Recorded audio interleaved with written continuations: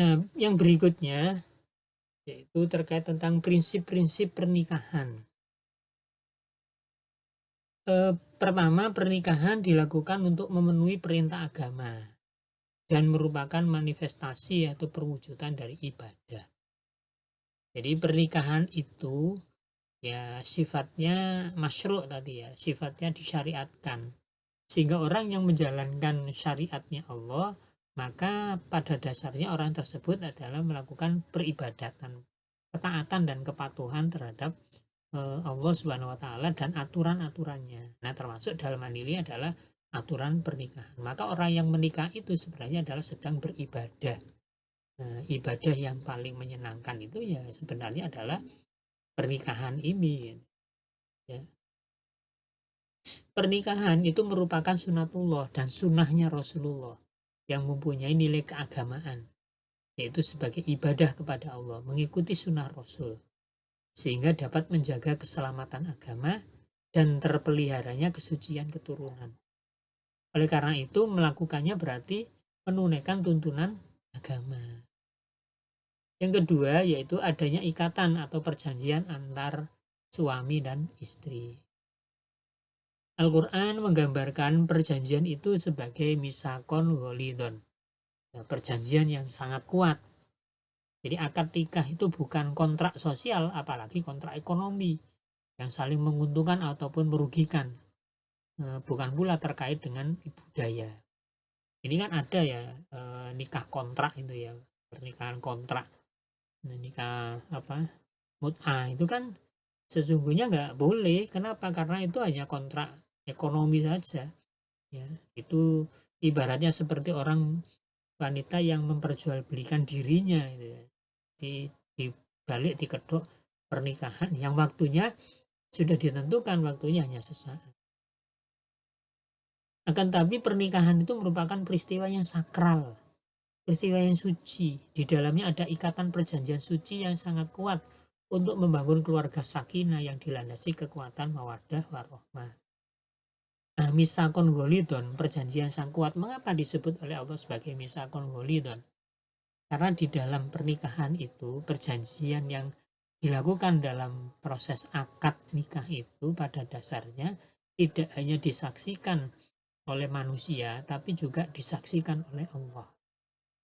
Sehingga ikatan perjanjian yang dilakukan oleh seorang suami terhadap wali dari istrinya yang menjadi istrinya itu merupakan perjanjian yang langsung disaksikan oleh Allah Subhanahu wa taala. Makanya sakral, suci. Ya, sehingga jangan dibuat main-main sebenarnya. Di pernikahan itu jangan dibuat main-main. Ya, makanya perceraian itu sangat dibenci oleh Allah. Kenapa? Karena sudah mengikatkan diri dalam satu peristiwa yang sakral yang namanya pernikahan. Tiba-tiba kemudian mereka dengan mudah sekali untuk merobek ikatan perjanjian yang sangat kuat itu. Oleh karena itulah Allah tidak suka, Allah membenci perceraian, ya, karena perceraian itu justru mengkhianati perjanjian suci yang sudah dilakukan ketika terjadinya pernikahan. Oleh karena itu, ya hendaknya tetap dipertahankan sampai ya akhir hayat. Nah, inilah sebenarnya yang diajarkan oleh ajaran agama kita ya, tentang pernikahan. Jadi pernikahan itu bukan hanya sekedar kontrak sosial, kontrak ekonomi, apalagi juga hanya sekedar budaya saja, tapi betul-betul merupakan satu ikatan yang suci, yang sakral. Misakon golidon. Prinsip yang ketiga dari pernikahan yaitu adanya pencatatan pernikahan. Mungkin Anda pernah mendengar ya istilah nikah siri. Orang menganggap yang namanya nikah siri itu ya sir itu kan artinya tersembunyi. Ya. Orang memahami nikah siri itu nikah yang dilakukan secara sembunyi-sembunyi. Ya dulu pemahaman nikah siri itu memang demikian. Jadi nikah siri itu nikah yang tidak dipublikasikan, nikah yang tidak diumumkan. hanya diketahui oleh beberapa orang tertentu. Nah, kemudian tidak pakai acara resepsi dan sebagainya. Nah, itu sehingga disebut dengan nikah siri, nikah tersembunyi. Padahal yang dimaksud dengan nikah siri pada masa sekarang itu tidak begitu. Nikah siri itu adalah nikah yang tidak dicatatkan di lembaga pemerintahan yang sah. Jadi meskipun nikah itu dilakukan secara publik, ya rame-rame, tapi kalau tidak dicatatkan di lembaga pemerintahan yang punya tugas memang mencatat pernikahan, maka pernikahan itu tetap dianggap sebagai nikah siri. Jadi nikah siri itu adalah nikah yang tidak dicatatkan di lembaga formal pemerintahan, sehingga kedudukan dari orang yang menikah ini secara formal hukum itu tidak tercatat, ya tidak terdokumentasikan, sehingga tidak ada bukti-bukti kalau orang itu telah menikah secara formal. Nah, itulah yang namanya nikah siri, ya. Jadi nikah siri itu nikah yang tidak dicatatkan secara formal di lembaga pemerintahan yang memang bertugas untuk mencatat pernikahan sebagai dokumen, ya formal adanya hubungan pernikahan itu. Nah, oleh karena itu pencatatan pernikahan ini menjadi sebuah prinsip yang sangat luar biasa di hukum Indonesia ini. Nah, coba kita perhatikan. Pencatatan pernikahan wajib dilakukan oleh umat Islam Indonesia setelah pernikahan telah dipandang sah menurut ketentuan agama Islam. Pencatatan pernikahan telah diatur dalam pasal 2 ayat 2 Undang-Undang Nomor 1 Tahun 1974 bahwa tiap-tiap perkawinan yang dicatat menurut peraturan perundang-undangan yang berlaku.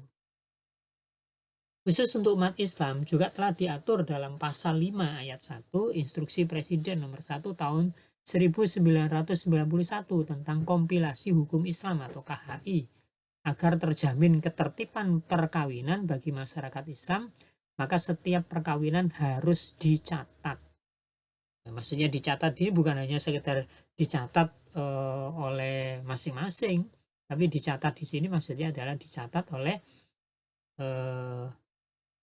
pegawai pencatat nikah. Maka berdasarkan pasal 5 ayat 2 kompilasi hukum Islam, pencatatan perkawinan tersebut dilakukan oleh pegawai pencatat nikah. Jadi yang mencatat itu bukan sembarang orang, bukan kemudian seseorang disuruh mencatat pernikahannya itu, bukan, tapi dokumen negara, dokumen formal administrasi negara itu dijadikan sebagai dokumen pencatatan perkawinan. Maka ada petugas yang memang tugasnya adalah mencatat pernikahan ini. Nah, pencatatan pernikahan oleh petugas pencatat nikah merupakan bentuk kesaksian formal yang kuat yang diakui keabsahannya dalam hukum ketatanegaraan. Nah, ini yang penting kan ini. Jadi kalau hanya orang mencatat biasa gitu aja, terjadi pernikahan antara si A dan si B tanggal sekian di sini, bukan itu ya. Kalau itu ya nggak punya kedudukan yang formal ya, dalam hukum administrasi negara kita. Nah, ini sehingga ya tidak semua orang kemudian bisa menjadi pencatat, tapi petugas ya, dari negara. Dengan demikian, pencatatan pernikahan akan menjamin kemaslahatan individu. Nah, ini yang paling penting di sini. Jadi pencatatan pernikahan itu karena catatannya itu merupakan bukti kesaksian formal yang kuat yang diakui secara hukum, maka pencatatan itu menjamin kemaslahatan individu masing-masing dari pengantin tersebut, baik laki-laki maupun yang wanita, suami ataupun istri.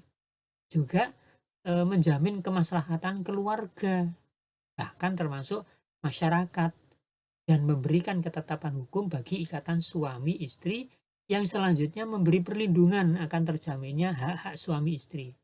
Nah, ini coba kalau pakai pernikahan siri tadi, maka hak-hak suami istri itu bisa dengan mudah saja kemudian diabaikan.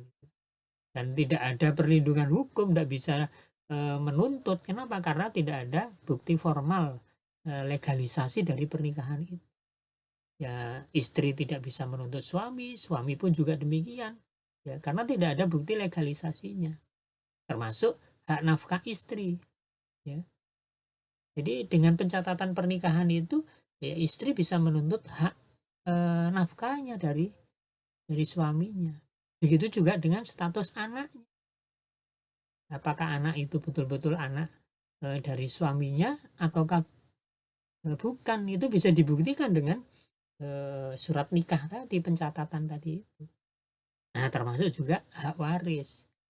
Ya, seorang anak dari pernikahan siri itu tidak bisa menjadi ahli waris dari bapaknya. Kenapa? Karena tidak ada bukti dia adalah anak dari bapaknya itu. Nggak ada buktinya, mana? Nggak ada. Ya, meskipun tes DNA-nya sama, tapi bukti formal legalisasi dia menikah atau menjadi bapaknya itu tidak terbuktikan. Nah, inilah bahayanya kalau pernikahan dilakukan secara syiri. Ya, yang menjadi korban tentu adalah pihak istri dan juga anak-anaknya. Maka prinsip adanya pencatatan pernikahan tadi itu menjadi sangat penting, ya. Nah, spirit pencatatan pernikahan itu disebut oleh Allah di dalam surat Al-Baqarah ayat 282. Allah berfirman, "Ya ayyuhalladzina amanu idza tadayantum bidaini ila ajalin musamma faktubuh," kata Allah. Hai orang-orang yang beriman, apabila kamu bermuamalah tidak secara tunai untuk waktu yang ditentukan, hendaklah kamu menuliskannya. Coba, ayat ini berbicara tentang hutang piutang ataupun mungkin jual beli gitu ya. Yang dilakukan tidak tunai, ya kredit atau mungkin hutang piutang. Dalam kaitannya dengan hutang piutang yang merupakan hubungan ekonomi saja, Allah menyuruh untuk mencatatnya. Apalagi pernikahan yang tadi disebut misakon golidon, sebuah ikatan perjanjian yang sangat kuat. Kok sampai tidak dicatat, tidak sampai dilegalisasikan secara formal, secara hukum, ya tentu dampak kemadorotannya sangat luar biasa, ya. Pengingkaran terhadap hak-haknya itu bisa nanti diingkari, terjadi itu. Nah, oleh karena itu kalau hubungan atau terkait dengan persoalan ekonomi yang sebenarnya itu tidak sebegitu prinsip aja harus dicatat. Nah, apalagi ini pernikahan yang disebut sebagai misakon golidon tadi. Maka prinsip adanya pencatatan pernikahan ini berdasarkan ayat ini menjadi sesuatu yang sangat penting, ya. Sesuatu yang sangat penting. Maka ya jangan sampai ya terjadi adanya pernikahan siri. Dulu pernah terjadi booming ya pernikahan siri di kalangan mahasiswa-mahasiswi. Nah, itu kan juga sangat merugikan mahasiswi. Ya kasihan nanti mahasiswinya ditinggal, tidak ada bukti dia telah dinikahi, padahal sudah terlanjur mempunyai anak. Nah, inilah maka harus berhati-hati, jangan sampai ya melakukan hal-hal yang bertentangan dengan aturan-aturan yang dibuat oleh Allah. Kemudian prinsip pernikahan yang berikutnya, yang keempat, yaitu prinsip tanggung jawab atau al-qiwamah dalam keluarga. Tanggung jawab dalam keluarga secara normatif, ya, secara syar'i itu diisyaratkan di dalam surat An-Nisa surat yang keempat ayat yang ke-30. Allah Subhanahu wa taala berfirman, "Ar-rijalu qawwamuna 'alan nisa'i bima faddalallahu ba'dahum 'ala ba'd wa bima anfaqu min amwalihim fas-solihatu qanitatun hafidhatul lil ghaib bima hafidhallah." Ar-rijalu qawwamuna 'alan nisa. Kaum laki-laki itu adalah qawwam, di penanggung jawab bagi kaum wanita. Bima faddalallahu ba'dahum 'ala ba'd. Oleh karena Allah telah melebihkan sebagian mereka kaum laki-laki atas sebagian yang lain, yaitu kaum wanita. Wabima anfaku min amwalihim, dan karena mereka laki-laki telah menafkahkan sebagian dari harta mereka. As-solihatu qanitatun hafidhatul lil ghaib bima hafidhallah.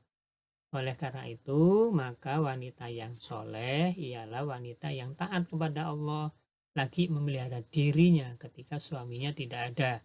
Oleh karena itu, Allah memelihara mereka. Nah, ayat inilah yang menjadi landasan secara secara normatif ya, terkait tentang prinsip tanggung jawab atau al-qiwamah dalam pernikahan.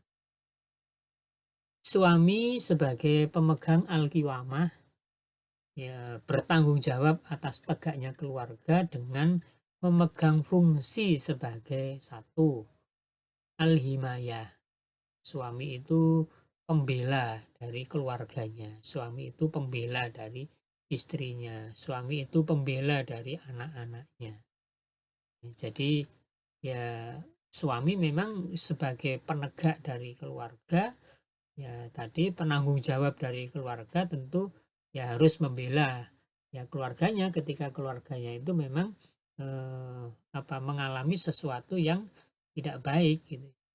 Kemudian yang kedua, ya suami sebagai pemegang al-qiwamah bertanggung jawab sebagai ar-ri'ayah, pelindung. Jadi, suami itu melindungi istrinya, suami itu melindungi anak-anaknya, suami itu melindungi keluarganya. Karena posisinya sebagai al-qiwamah tadi. Kemudian yang ketiga, ya, suami menjadi al-wilayah, menjadi pengampu, ya menjadi pembina, ya. Jadi menjadi yang mengampu keluarganya, mengampu istrinya, mengampu anak-anaknya. Nah, kemudian yang keempat, suami itu menjadi al-kifayah. Nah, ini pencukup kebutuhan. Ya, maka suami itu kemudian mencari nafkah, suami itu mencari biaya hidup untuk keluarganya. Cuma memang prinsip suami sebagai al-qiwamah khususnya memegang fungsi al-kifayah ini di masa sekarang era modern pada saat ini itu agak mulai goyah gitu ya. Mengapa? Karena sekarang banyak ya keluarga muda itu ya yang sebagai pencari nafkah itu tidak hanya suami tapi istri pun juga kemudian ikut mencari biaya kebutuhan keluarga, sehingga terkadang suami juga bekerja, istri pun juga bekerja, sehingga anak-anaknya kemudian menjadi ya anak-anak yang kurang terperhatikan. Nah, disinilah kemudian yang kasihan itu biasanya adalah kakek dan nenek dari anak-anaknya itu. Ya, bapak dan ibunya bekerja, akhirnya anaknya dititipkan kepada kakek dan neneknya. Padahal kakek dan neneknya itu harusnya sudah mulai istirahat, sudah mulai memasuki masa tua itu ingin tenang, ingin hidupnya itu lebih lebih konsentrasi untuk beribadah. Tapi karena disibukkan oleh ngurusi cucu-cucunya, karena bapak dan ibunya bekerja, akhirnya ya kakek dan nenek ini menjadi sibuk lagi akhirnya. Sehingga kadang kita temukan juga banyak bapak-bapak ibu-ibu yang sudah purna tugas itu kan kalau diajak untuk kegiatan-kegiatan keagamaan, untuk beribadah, untuk lebih konsentrasi beribadah itu kadang ada yang jawabannya itu lagi disibukkan untuk ngomong cucu. Ini kan kasihan sebenarnya ya. Jadi harusnya ya anak-anaknya itu memahami posisi orang tuanya, tidak seharusnya kemudian dititipi cucu itu. Tapi masa sekarang itu demikian itu yang terjadi. Nah, inilah ya karena kesibukan istri atau ya ibu rumah tangga ikut menjadi al-kifayah, mencari kebutuhan hidup. Padahal seharusnya suaminya saja sudah mampu untuk mencukupi, tapi ya wanita sekarang itu kan mungkin ingin menunjukkan eksistensinya kalau dia pun juga mampu untuk ya memenuhi kebutuhan hidup keluarga. Tapi ada yang dikorbankan, yaitu anak-anaknya. Ini harusnya menjadi perhatian. Nah, al-qiwamah bukan berarti dominasi dan kekuasaan dari penanggung jawab. Tetapi al-qiwamah merupakan beban dan tanggung jawab yang harus dipenuhi. Ya, jadi bukan berarti kemudian dengan fungsi atau prinsip al-qiwamah ini kemudian laki-laki menjadi dominan dan kemudian menggunakan dominasinya itu untuk menyakiti atau bahkan menindas ya istrinya. Jadi karena apa? Karena al-qiwamah itu tidak dominasi, tidak penindasan, tapi tanggung jawab yang harus dipenuhi oleh seorang suami. Maka kalian ya kalau besok menjadi orang tua, menjadi ya sudah berkeluarga, nah, hal-hal ini hendaknya diperhatikan ya. Jangan sampai ya hubungan antara suami istri itu menjadi hubungan yang subordinasi. Ya. Yang satu memerintah yang lain ya. Tapi hendaknya hubungan itu menjadi hubungan yang harmonis, hubungan yang yang saling ya membutuhkan, saling memahami ya, saling mengerti dari tugasnya masing-masing, sehingga tidak terjadi kemudian hal-hal yang tidak diinginkan di dalam kehidupan berkeluarga. Meskipun ya pemegang al-qiwamah itu adalah laki-laki, tapi laki-laki tidak boleh kemudian merasa dirinya dominan dan berkuasa sehingga bertindak sewenang-wenang terhadap istrinya ataupun anak-anaknya. Kemudian prinsip pernikahan yang kelima yaitu adanya akibat hukum pernikahan atau perkawinan. Jadi hukum pernikahan atau perkawinan itu berdampak adanya sebuah akibat. Jadi ada konsekuensi dari hukum pernikahan atau perkawinan itu. Dengan aspek ini, maka mewujudkan adanya saling mendapatkan hak dan kewajiban yang seimbang antara suami dan istri.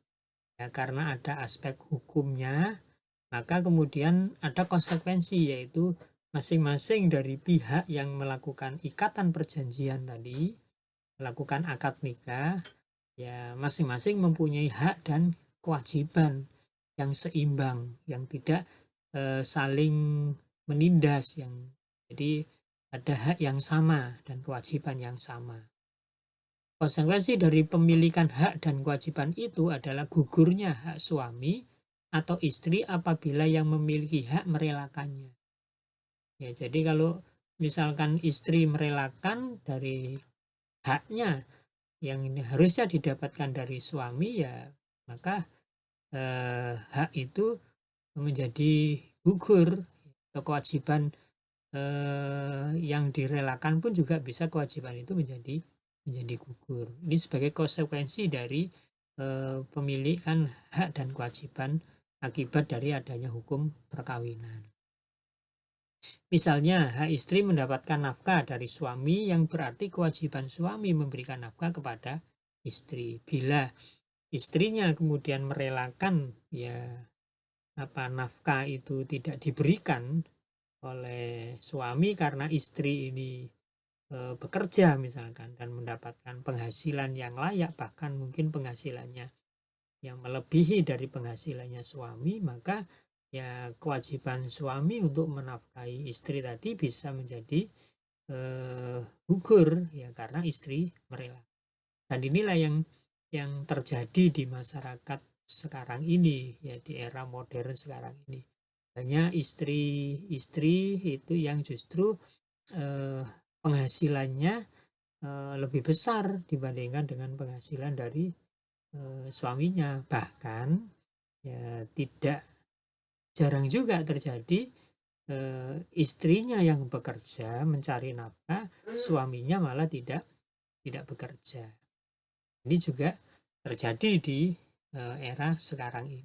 Nah, dalam kondisi seperti itu kemudian ya sudah, kalau istrinya tadi itu merelakan haknya, ya tidak diberi nafkah oleh suami karena suaminya nggak bekerja, ya sudah, kewajiban suami menjadi gugur. Itulah konsekuensinya.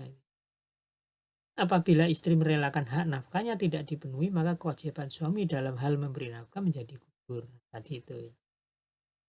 Nah, ini prinsip akibat adanya hukum pernikahan atau perkawinan.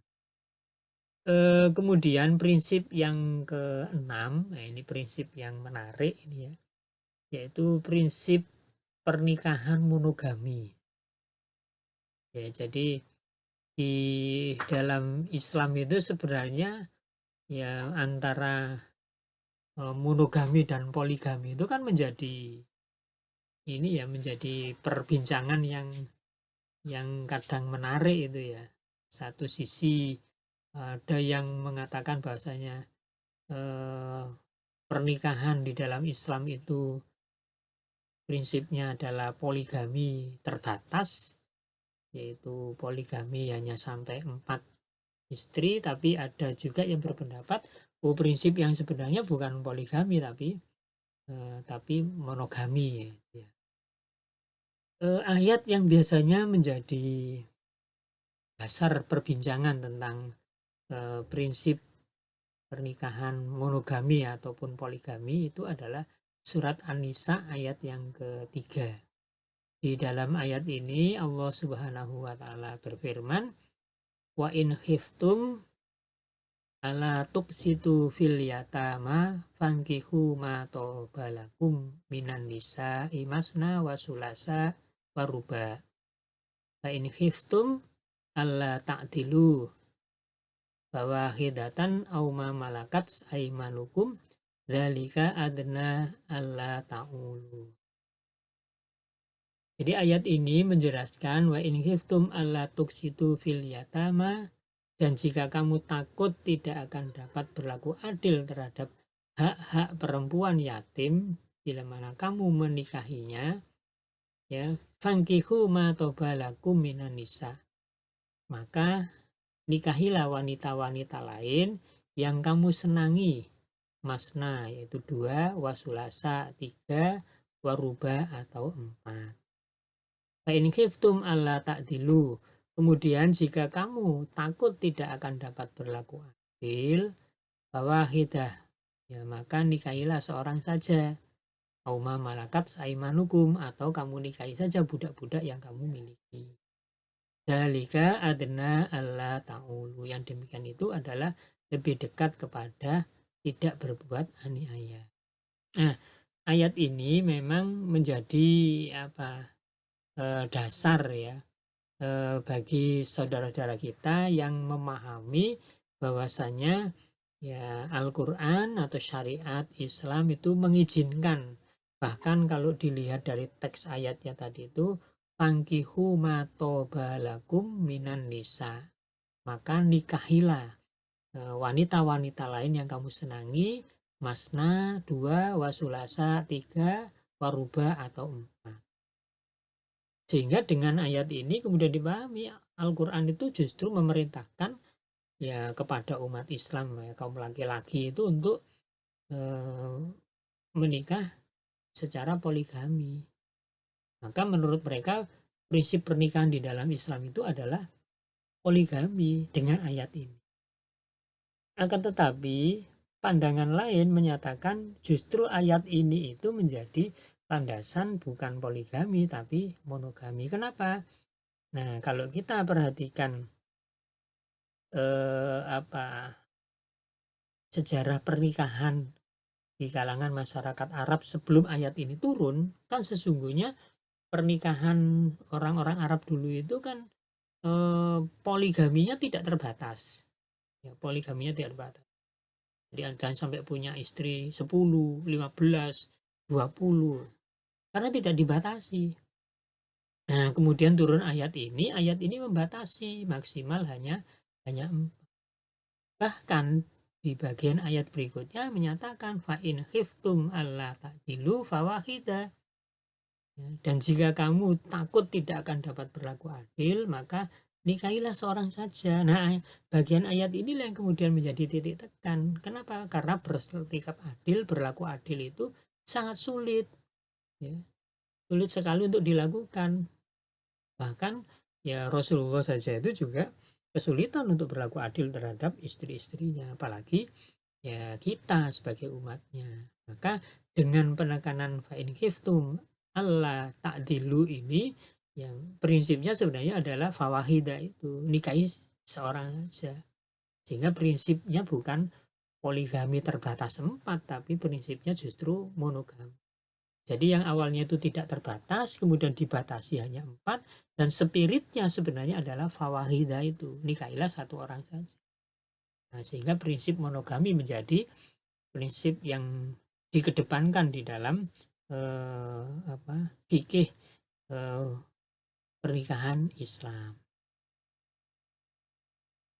Nah, di surat An-Nisa ayat yang ke-129 ini lebih jelas lagi. Ya, lebih jelas lagi kalau kita simak dan kita perhatikan. Di ayat ini Allah Subhanahu wa taala berfirman, walan tastati'u an ta'dilu bainan nisa'i walau harastum fala tamilu kullal mail fatadaruha kal mu'allaqati wa in tuslihu watattaqu fa innallaha kana ghafurur rahim. Coba kita perhatikan ayat ini. Ayat ini menjadi landasan yang paling kuat ya, bahwa prinsip pernikahan di dalam Islam itu monogami, bukan poligami. Mengapa? Ya, karena